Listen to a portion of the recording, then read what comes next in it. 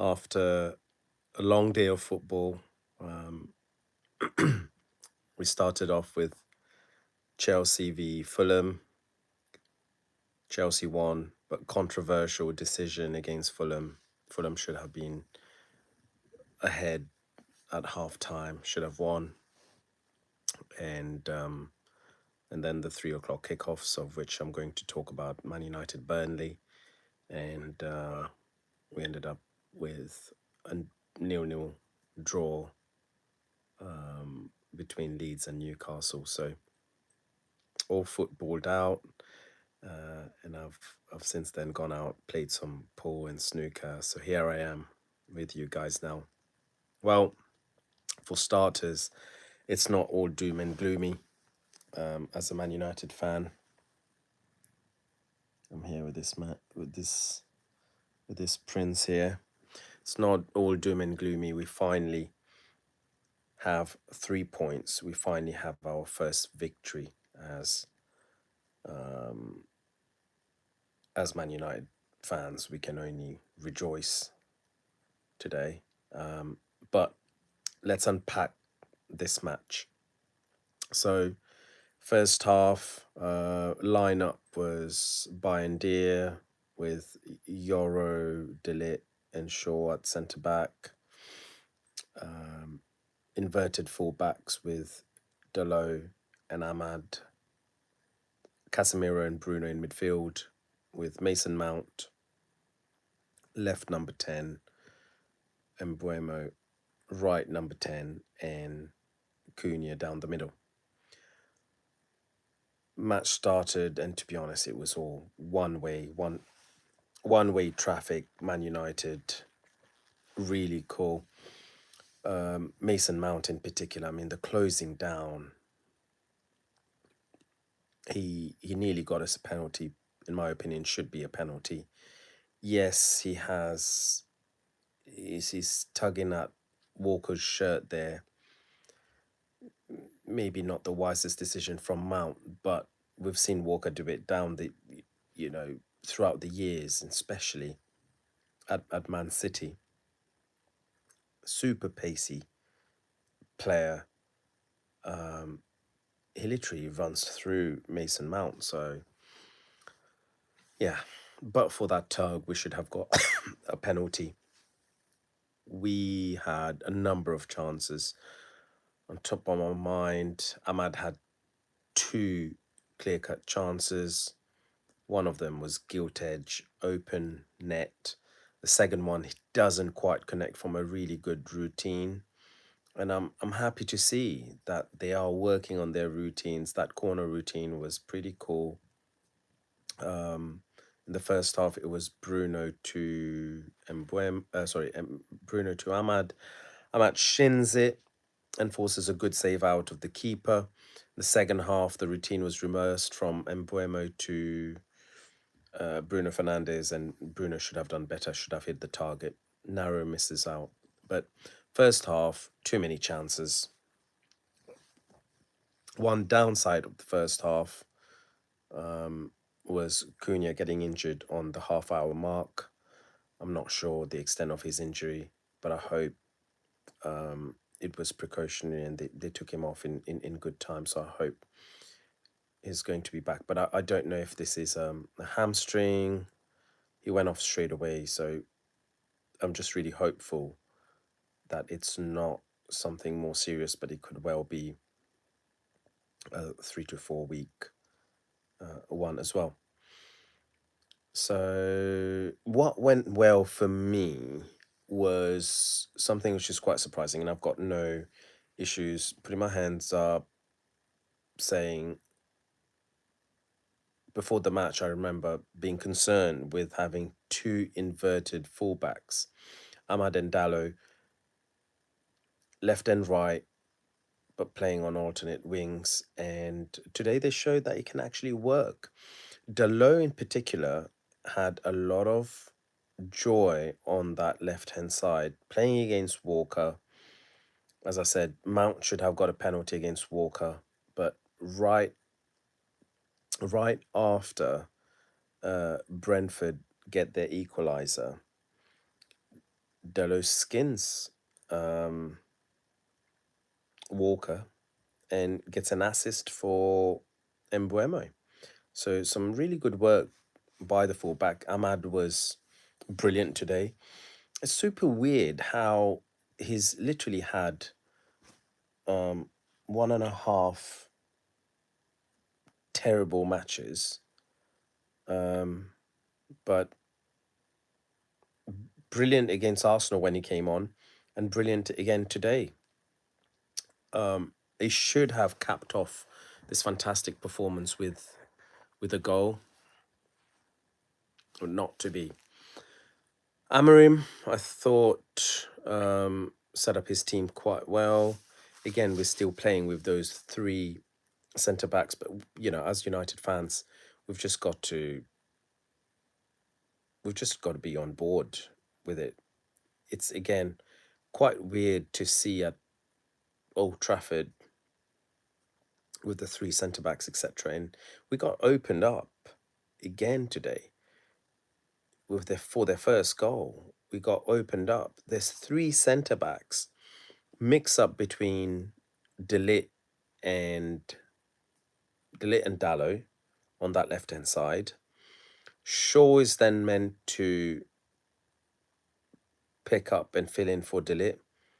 Didn't do so, and Euro was far on this side, so they had to tap in. They had an easy goal. That was very disappointing. Um, what else to unpack on the first half? Mason Mount. Mason Mount's performance all round has been brilliant so far this season. I'm not sure why he came off at half time.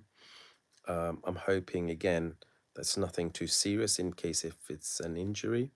And Buemo, I think of all the new recruits, the new signings, he's taken to us really well. To be fair, Cunha as well, like his energy was missing once he went off. The closing down was pretty good. It's just such a shame that he went off. But Embuemo and Cunha, I'm very happy that they've joined. Got some comments coming in.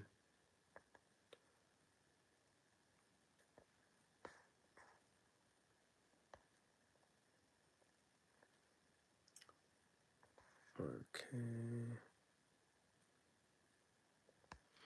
Yes. Embuemo and Cunha, are doing what Embuemo and Cunha do in the Premier League. And this is not the first season, certainly Embuemo. This is not the first season that he's playing like this. And I'm really happy for him that he's capped his performance with a goal. Much needed. But we started off needing another own goal. I believe we become the first team in the Premier League whose first two goals are own goals. But anyway, there we go. And I'm glad that Embuemo finally got his name on the score sheet. And we needed Bruno Fernandes to get our winner from the penalty spot. Now, the bad, and I want to talk about that. The referee and VAR. For me, I'm not sure exactly where to lay the blame but something just doesn't look right, just doesn't sound right. Walker runs all the way into Mason Mount. And I get it, Mason Mount had,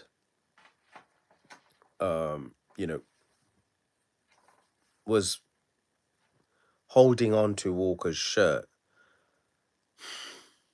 I guess it's six in one, half a dozen the other. But for me, looking at it in real time, it looks a clear penalty.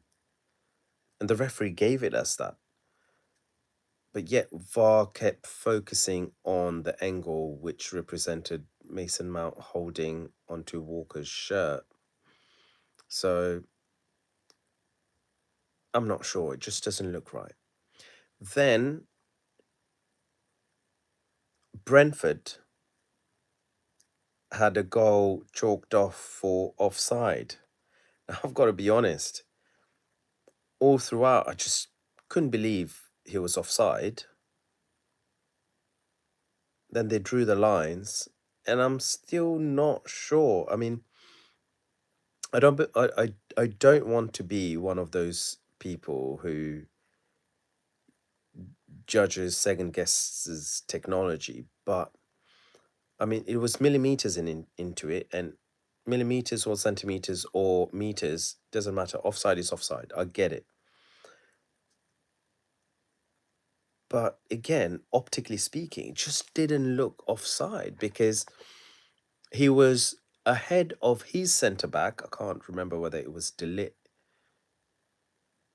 or Euro. I believe it was Delit. But Luke Shaw looks like Luke Shaw played both of was the furthest deep into our half, and it looks like Luke Shaw plays their attacker on side. I was relieved when this was given as offside. Don't get me wrong. As a United fan, we want everything. We would rather be lucky than good. But that decision baffled me, especially after the decision in the earlier match with Fulham and Chelsea, where Fulham should have been 1-0 up. So that's the second decision. The referee and linesman both got a couple of corners wrong, which that's something else that really annoys me. If you're going to start getting technology involved, why don't we have technology for things like corners or even throw-ins? It should be super easy. Sometimes they just hit a ball against the other player and they completely miss it and give the wrong decision. Why don't we get the technology involved for that? Because a corner will very easily lead to a goal. We've seen it so far at the beginning of this season. I think most teams are either most vulnerable or most potent at the corners, more so than even free kicks, etc. So that's really weird that we choose to get technology involved for penalties, but not for corners. Where do you draw the line? If you're getting technology and VAR involved, do it throughout. Now, the other bad thing about VAR is the amount of time it takes. It cost United, in United's match, it cost 8 minutes of stoppage time. At least 7 minutes of that was because of the time they took to review this decision. And again, that ambiguity for me, as someone who's played football, who's passionate about football, not saying I played it to a super high level,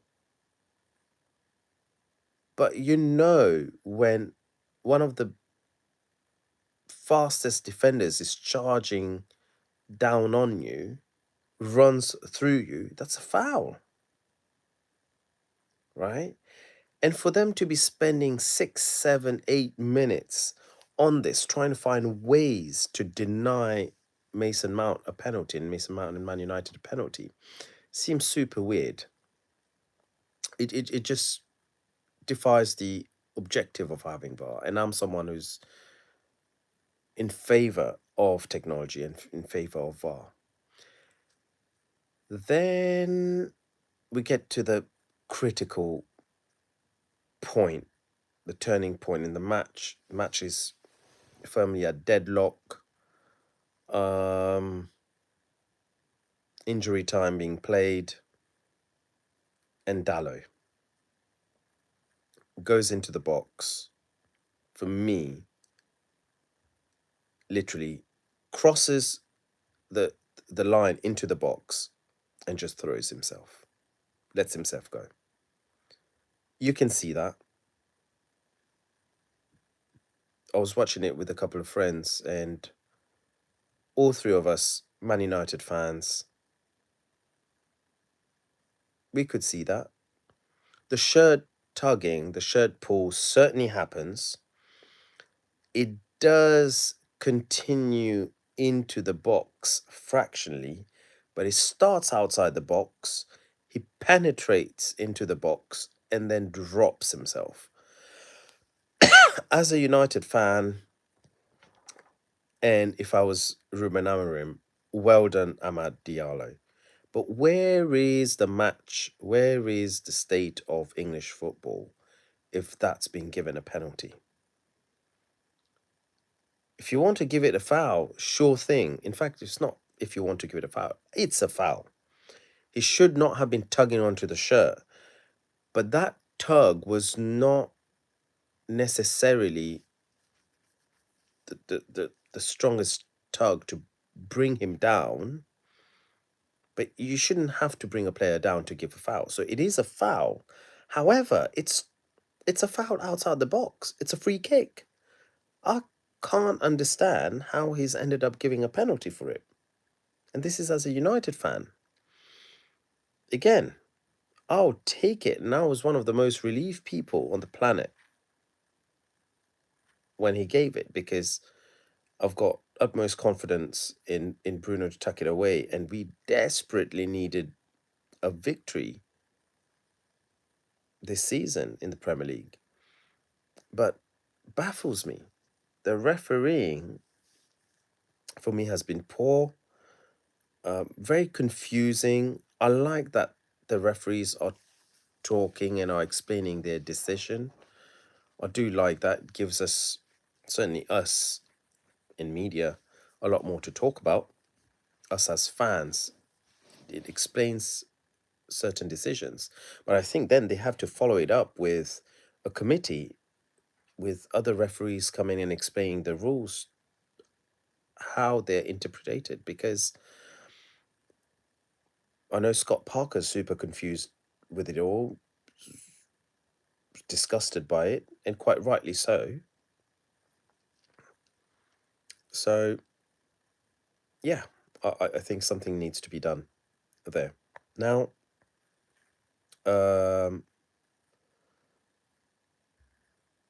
we get to the ugly. The ugly is Man United's continued disaster of a goalkeeping plan. Man United, we saw, had a disaster against Grimsby with Onana in goal. We've gone back with Bayern Deer. And we all know, Onana's meant to be the number one. And we're now 3 Premier League matches in where Bayern Deer has been the number one. Clearly an issue. Is that down to injury? No, because Amorim says he's got a fully fit squad of goalkeepers to choose from, and he's picked Bayern Deer. Okay. Bayern Deer didn't make any calamities today, and for the first goal, he's not to be blamed. But the second goal, he makes a decent save. He parries it back in the pack. I mean, again, I'm not an expert goalkeeper, but in what world you see a group of players in front of you and you get a shot and you have the option to parry it outside for a corner or push it off sideways, and he ends up parrying it back in the pack only for a rebound to happen? I mean, this is Onana and Bayern Deer. We can't rely on either. We're not giving Tom Heaton a chance, and he's been our best keeper out of the 3 during pre-season. And more importantly, we've still not addressed the goalkeeping situation during this transfer window. We are now 2 days away. Why are we not getting Donnarumma in? Why are we also not getting Lamens in? At this stage, I think performances have shown Onana should never play for Man United again, period. He shouldn't have even played against Grimsby, but somehow Um, Amarim needed reminding just how shit Onana is, and Onana did him justice. So great. Bindy, I like him. I like him with his feet, but he's clearly not physically strong enough for the Premier League. Better teams than Burnley are going to put in a lot more crosses, are going to test the keeper a lot more, are going to have a lot more set pieces, and Bindy is going to come short. There's no question about it. Every time there's a good corner being put into our box, he flaps. He's not strong enough. It's already cost us 2 points against Arsenal. That match was a 0-0 match written all over it. Bindy's mistake cost us. I don't mind keeping him as a number 2. Better still not have him at Man United, because if he's not strong enough, there's no point having him. We should be getting Donnarumma and Lamens. Lamens is a young goalkeeper. It would be a brilliant understudy to Donnarumma, who, again, if we go by his history and what he's doing currently at PSG, he's not going to stay past 3-4 years. At which time, 22, 23-year-old Lamens then gets into his prime, and our goalkeeping situation is sorted. From what I understand, Lamens is too good a goalkeeper for United to pass on opportunistically on signing him. It reminds me a bit of De Gea in terms of he was not ready for the Premier League, and when he joined, we did have problems, but he was too talented for us to pass on the opportunity of signing him.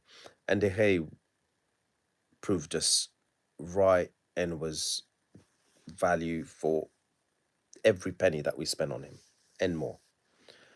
But Donnarumma, he's the best goalkeeper in the world, certainly one of the best goalkeepers in the world.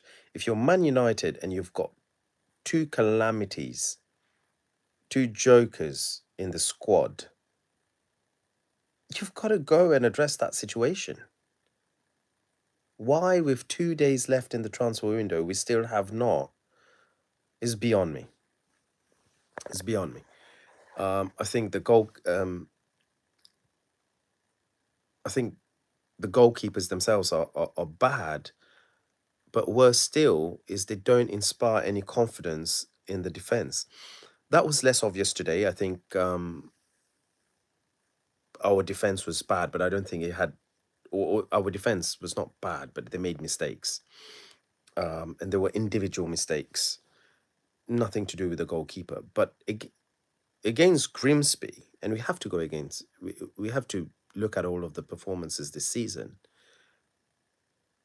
Onana's presence clearly didn't inspire the team, the defenders, especially as he had two young defenders in Heaven and Fredrickson in front of him.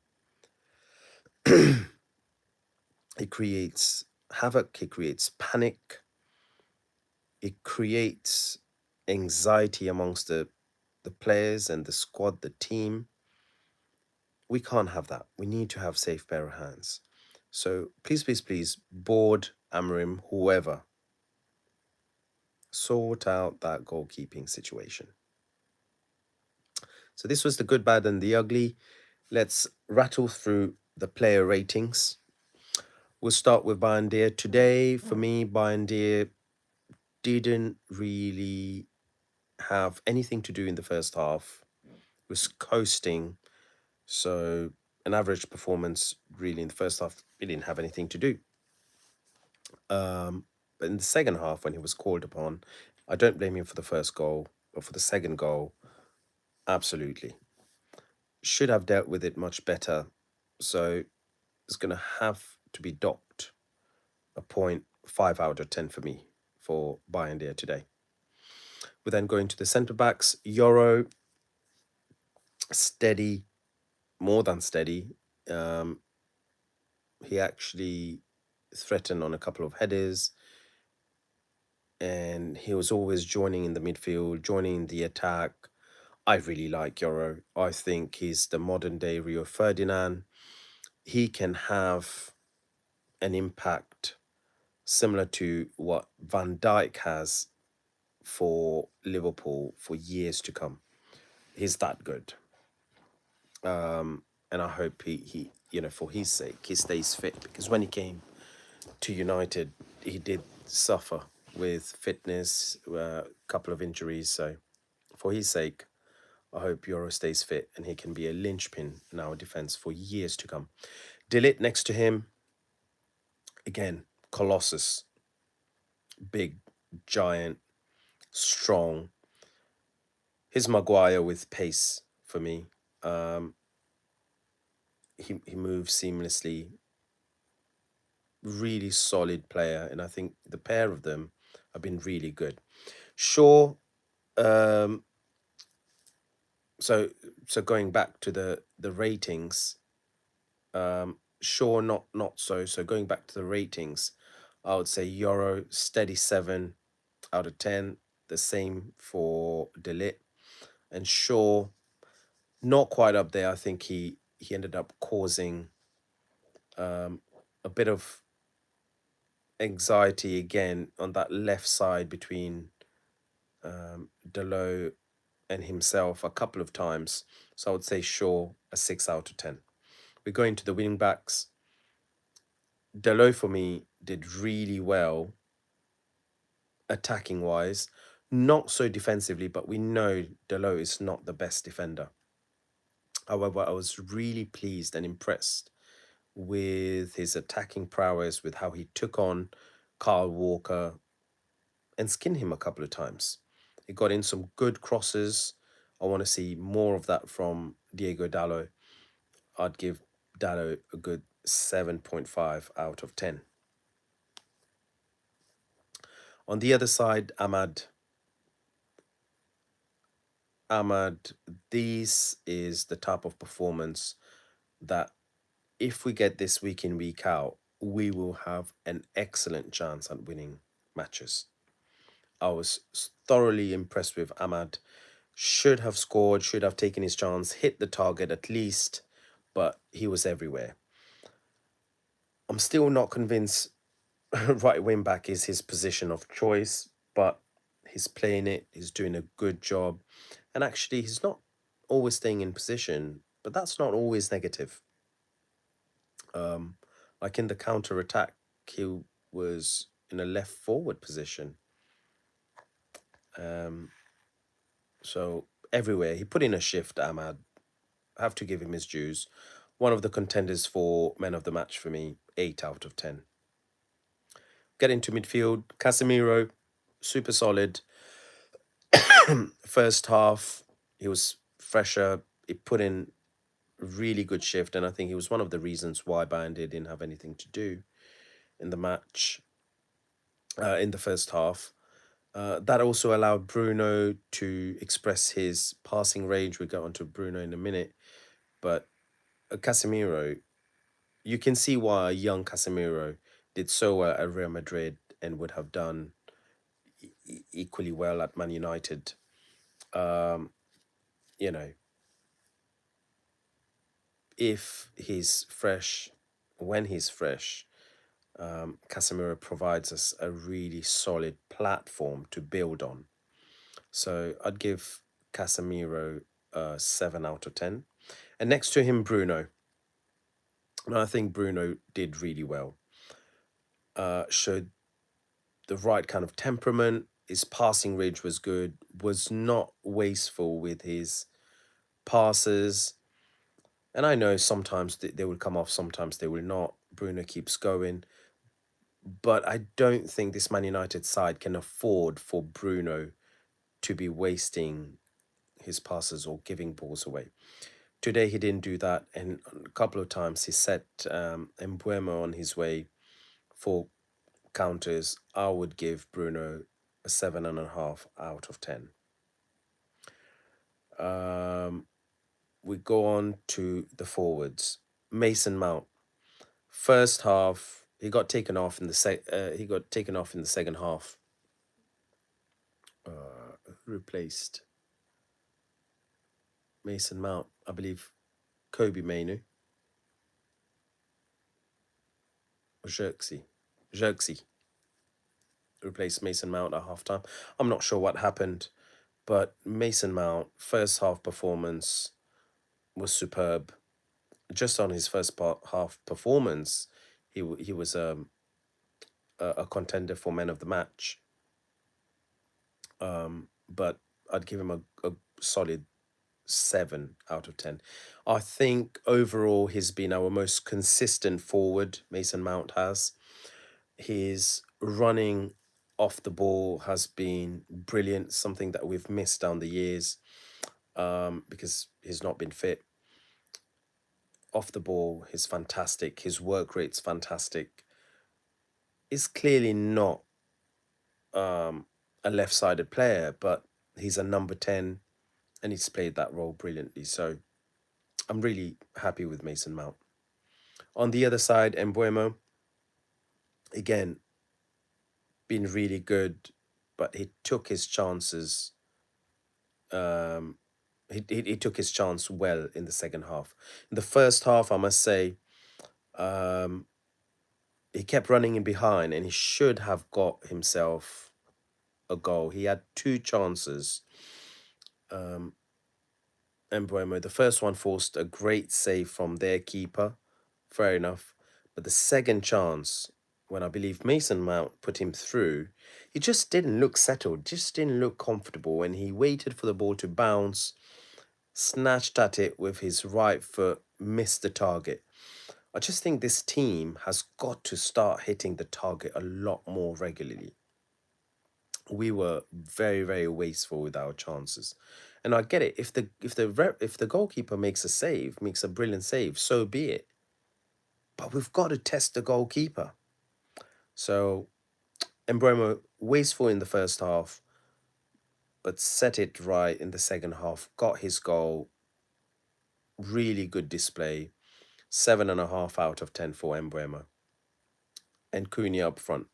Cunha, for what it's worth, when he was on the pitch, he did really well with the pressing, with the running, but went off too soon. Just above average, 6.5 out of 10. Now let's talk about the substitutes. Xerxes came on, and a lot of people were asking for Sesko. A lot of people thought Sesko would come on, but I knew Xerxes would come on. I thought he had a brilliant performance against Grimsby. Well, I wouldn't say brilliant, but he was definitely one of our better players, and he looks ready. He looks sharper than Sesko. He looks ready, and he fits into this team. So, to no surprise for me, Xerxes came on, and he did well. Xerxes was that glue between midfield and attack. He made sure that attack was more fluid. It was no surprise that when Xerxes came on, we started scoring. However, I will say this, with Cunha going off, the tempo dropped, the pressing dropped a bit. So it's a slightly different type of match with Xerxes on. I think Xerxes is a lot more measured, just fluid, languid kind of player who might not run the channels as well as Cunha, but possesses a lot of quality to get the likes of Mount and Bruno, Casemiro involved, while also keeping in touch with the other forwards. So I'm happy with Xerxes' contributions. I'll give him a 6.5 out of 10. Xerxes came on for Cunha. Halftime switch was Mount Mount came off and Kobe Mainu came on. Kobe Mainu was one of the better players against Grimsby, but today he was wasteful. You could see he looks super fit. He looks like a bodybuilder. It's either that or um, he just wants to look pumped. But while he was physically fit, I don't think he was match fit, and he wasted a good few chances, blazed two balls over. Sometimes the game just passes him by. He just looks too relaxed a player. I know what Scholesy said, and Scholesy doesn't think he was anywhere near the level of player that Kobe Manu was at his age. He's not entirely wrong because Scholesy was more of a forward, but what Scholesy had, which at least Manu certainly has not shown that he has at the moment, is that touch. So Kobe Manu, brilliant player, and sometimes we get a bit critical. We forget how young he is, and in his young tender age, he's already shown for England. I think that's one of his priorities this season, to get back into the fold, to be in the reckoning for the England role. He can definitely do it, and Amarim will give him a chance, but he's got to do a better job when he does come onto the pitch, Kobe Manu. So good effort, did his work, but didn't show great quality for that. For me, he gets an average performance, 6 out of 10. The other forwards, I know Sesko came on. What a leap on Sesko, by the way. He came on. We put in some crosses, but again, the quality of crosses were not necessarily great. We were hanging those crosses, and Sesko had to, you know, climb onto those. But he's got a great leap, but so far he's not showing that finishing with the header. That's what we expect from him. The first one, he leapt almost higher than what was needed for the ball, so that went just on the top netting. And the second one, I can't remember who made that cross. That was Dallo. Skinned his man, puts in a gorgeous ball in the center, and Sesko doesn't even hit the target. But he's getting in those positions. We've just got to give him some time. He's not had the preseason. Again, partly the lacking of our transfer window. We should have got we should have made our minds earlier. We should have got our player. And now we're going to have to work with him and on him in getting him match fit. But he showed up for the ball. He's there. He's a presence. 6.5 feet tall. He's going to bully most, if not all, defenders out there. So a lot more to come from Shesko, but not this match. I'll give him an average score of 6 out of 10 as well. Was there anyone else who came on top of my mind? We've spoken about three. Mazraoui.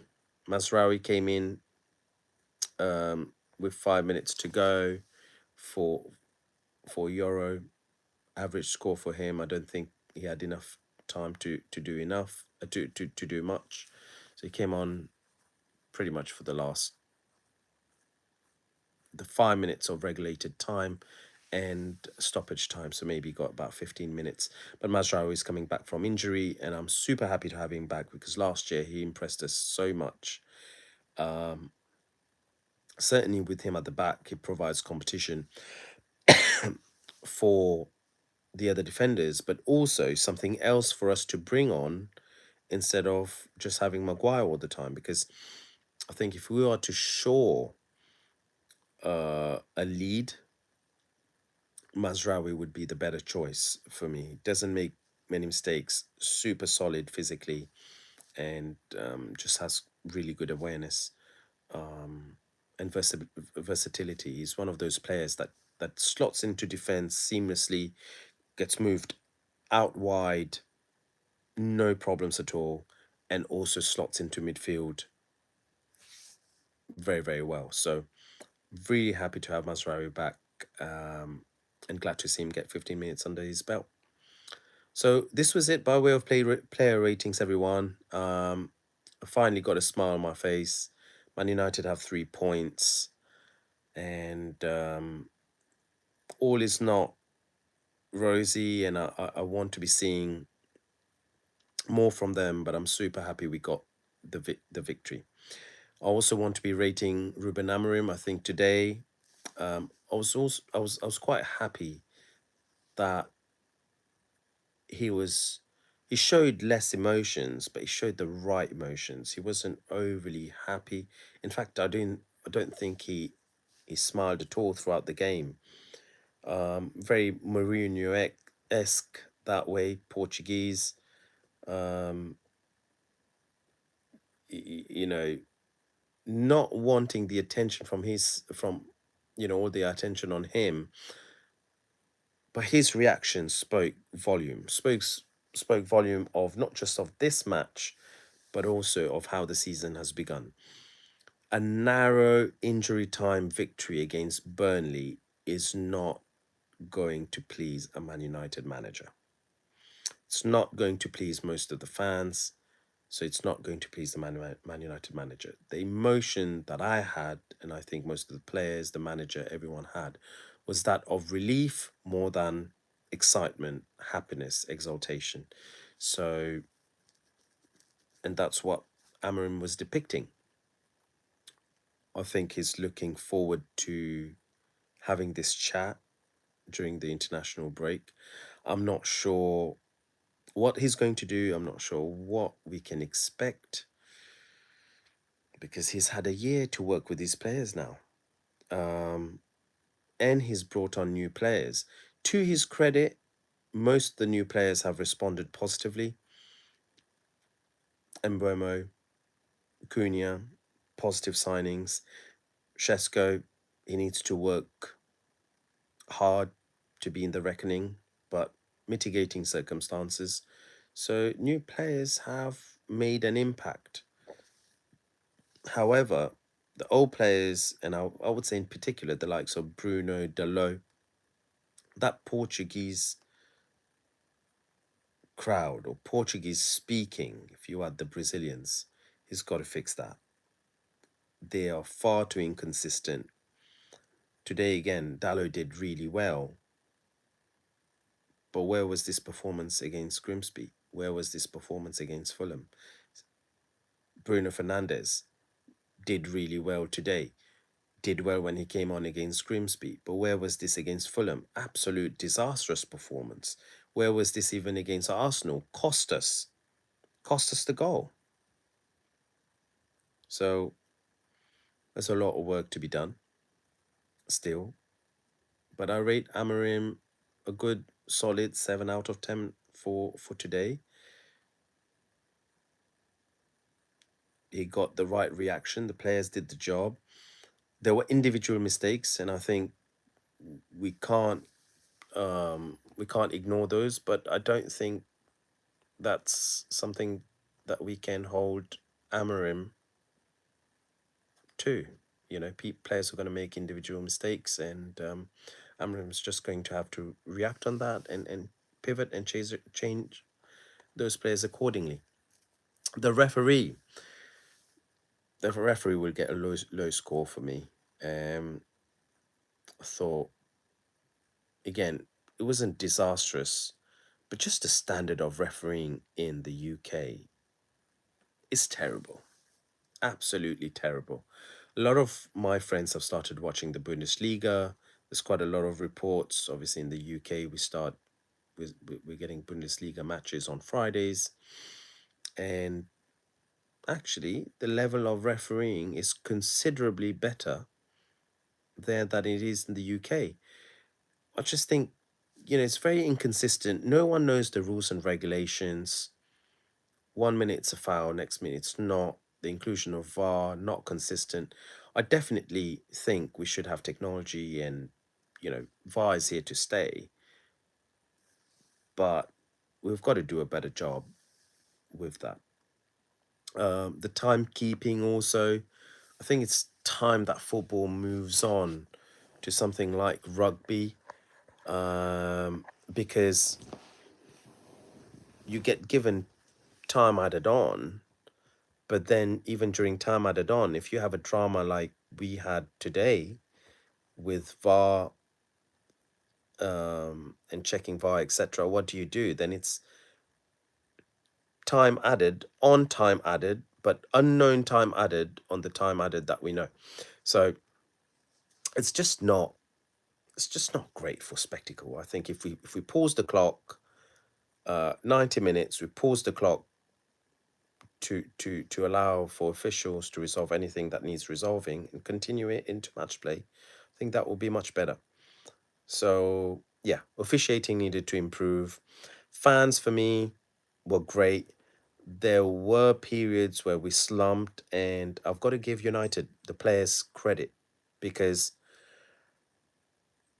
and I'm not blaming the fans, because we have seen throughout the season that United have thrown away good performances, good positions. We've done it against Arsenal, we've done it against Fulham. Grimsby was just a disaster. And it looked like we were going to throw points again, away again today. So fans did kind of slump and went into that feeling of, wow, this is just how it's going to be. But credit to the United players again. They persevered, continued to attack, and got themselves that winner eventually, with some help from the referee. So fans get a solid 8. But my man of the match, who's going to be my man of the match? I think I'm going to have to give it to Amad Diallo. Amad Diallo. It's between Amad Diallo and Diego Dallo. I think I'll give it to Diego Dallo actually. Great performance. I know he also contributed to us conceding one of the goals, but I think great performances. Put on some lovely crosses, even for Shesko. He got the assist for Embuemo. So for me, I'm going to give it to Diego Dallo. I've been critical of him so far this season. Plenty of you have, about his crossing, about his inconsistent performances. But Diego Dallo is our man for today. Thank you very much, everyone. Take care.